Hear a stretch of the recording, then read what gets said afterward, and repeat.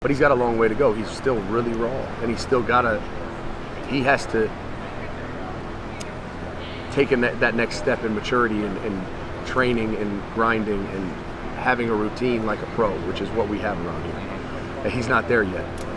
He's getting there, but I think what happens is you see a couple plays and people assume that is an indicator of what's to come, in the immediate future. Yeah. And so what's critical is that he is what our standards are around here, at both at that position and as a team.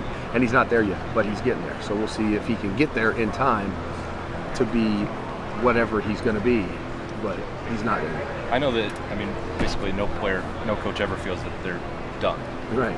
But on this spectrum, how far is he away from being a player that we see not in a spring game, but in a game in September? Well, I would anticipate he's going to contribute this year, but I don't know that.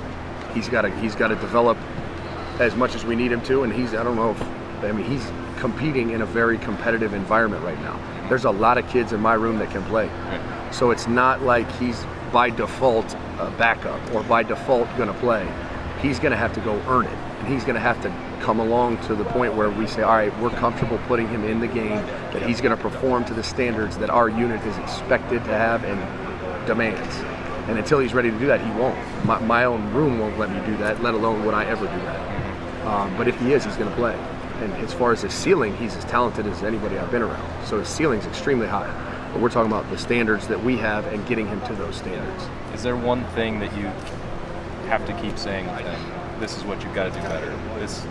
What part of it? I know it's not easy to transition from quarterback to wide receiver. Yeah, there's just a lot of things that he's learning about the position that maybe other receivers kind of just have already figured out by playing the position. Braxton had similar struggles just in the transformation. Braxton was also older, played a lot of football, had a lot of experience, so he picked it up a lot, really quick. Torrance is picking it up though, which is a good thing. It's just not there yet. Urban said in there that he didn't think Noah was quite back to where he was in August at this time of year. Right. How much further does he have to get back to that? It's just going to take time. He's got to get back in football shape and get back the confidence in his, in his leg and everything to be explosive. And so I don't know how long it's going to take, but I'll tell you this: he's had the last two practices. He's had a much better practice than he had the previous couple. So he's making progress. It's just going to be a matter of time, I think. I think by the end of camp he'll be in great, it's not in shape. He's in shape, but football shape's a little different. Playing the game's a little different.